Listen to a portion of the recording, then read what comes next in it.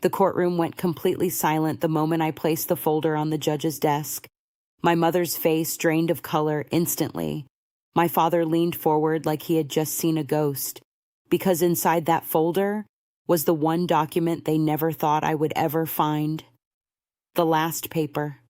The one that didn't just expose their lie, but erased everything they thought they owned. And when I finally spoke, my voice didn't even shake. You sold what was never yours. That was the moment everything collapsed. But what led me here started years ago. Before you decide what you think of me, comment where you're watching from and what time it is right now. I read every comment because sometimes I need to remember I'm not the only one who's ever been betrayed like this. My name is Adrian. I'm 29 now. Back then, I was just the quiet son in a house where silence meant invisibility. My parents had favorites, and I learned that truth early. My older brother Daniel was the golden child. Everything he did was excused, praised, celebrated. Me, I was the background character, the one they only noticed when something was broken or needed fixing. We weren't poor, not even close. We had land, property, assets my father constantly talked about like they were sacred. He always told me one thing: that land is your future, Adrian. It will be your inheritance. I believed him. That was my first mistake, because in my family, words were never promises.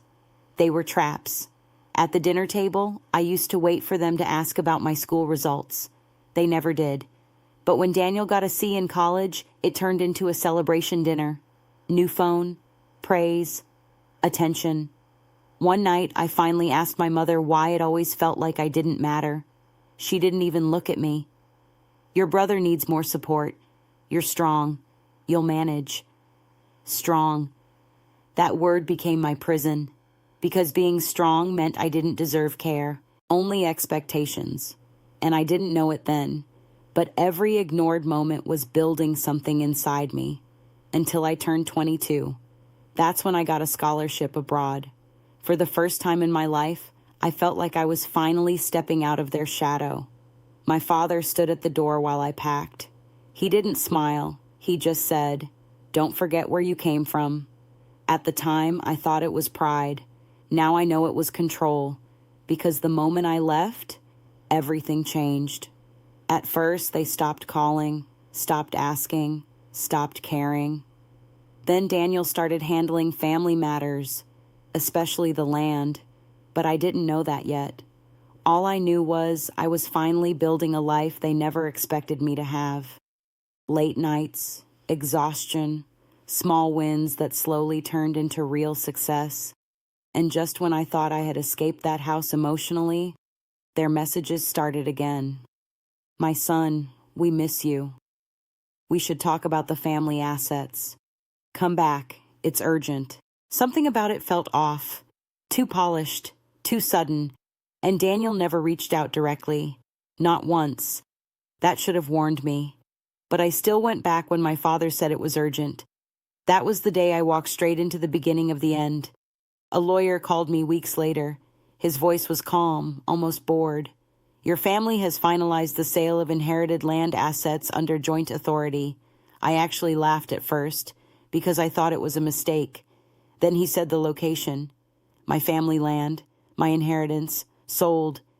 I called my mother immediately. Her voice didn't even tremble. "We needed financial stability." Daniel agreed.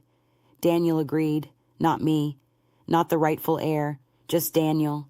Something inside me went completely quiet, like my entire childhood had just been rewritten without my permission. When I confronted my father, he didn't apologize. He didn't hesitate. "You were abroad. We handled it, like my future was just paperwork." That night, I stopped being their son, but I didn't know the worst part yet, because the sale wasn't the real betrayal. It was what they tried to cover up after it. I cut contact after that. Completely. No calls, no messages, no going back. I rebuilt my life from nothing.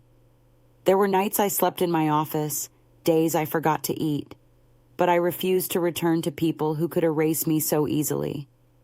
Then I met my mentor, Mr. Harris. He told me something I never forgot. People don't fear loss, they fear exposure. That line stayed in my head for months. So I started digging. Old records, legal filings, transfer documents, and slowly, something started to appear. They didn't just sell the land. They structured it carefully to erase me from ownership entirely. But they made one mistake. They forgot I had access to archived documents from when I was still listed as a beneficiary, copies they never knew existed. And then I found it. The last paper. A clause buried in the original inheritance agreement. One they never updated. One they never canceled.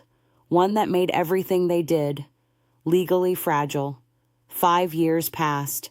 I built my own company, my own name, my own life, and to everyone else, I looked fine. But inside, I still carried everything they did, because betrayal like that doesn't fade. It just learns to stay quiet. Then one morning, I received a letter from my father. We need to resolve a legal matter regarding the estate. Estate, that word again. But this time, they needed me, badly, because I already knew something they didn't. The deal wasn't finished. There was a missing legal validation step they never completed. And I had it, the last paper. I didn't tell them anything. Not yet. When I walked back into that house years later, everything felt smaller, but their fear felt bigger. My mother hugged me too tightly. My father avoided my eyes. Daniel barely spoke. They were hiding something again. But this time, I wasn't the same person who left. At dinner, my father finally said it. We just need your signature. I smiled, because I already knew what they were doing. They were trying to finish what they started years ago, but what they didn't know was that I had already signed something too, long ago, and it changed everything. We met in court, all of us sitting under the same cold fluorescent lights. The lawyer opened the file. My father spoke first, confident. Then the judge looked at me. Do you contest the ownership? I stood up, walked forward slowly, and placed the folder on the table. My father frowned. What is that? I looked at him, calm. The original inheritance clause, unaltered, still binding. Silence. Then I slid the final document forward, stamped, registered, verified, the last paper, and I said the words that ended everything they built. You didn't inherit it. You sold something you never owned. The room broke instantly. My mother covered her face. My father sat down like his legs gave out. Daniel kept shaking his head like reality itself was refusing to stay solid. Because for the first time in their lives, they weren't in control anymore. The judge ruled it immediately. The sale was void, everything reversed, everything restored, but not to them, to me. After the hearing, my father tried to speak to me. For the first time, he looked small. We were trying to protect the family. I looked at him for a long moment, then said quietly, "You protected yourselves." And I walked away. No anger, no shouting, just distance, because I learned something the hard way. Power doesn't need revenge. It needs truth and boundaries. People think betrayal breaks you. It doesn't. It reveals who was never really on your side. I didn't win because I wanted revenge. I won because I refused to disappear from my own life. Now tell me this. If you were in my place, would you have gone back at all? Would you have forgiven them? Or would you have waited, like I did, until you had the last paper? Comment your answer.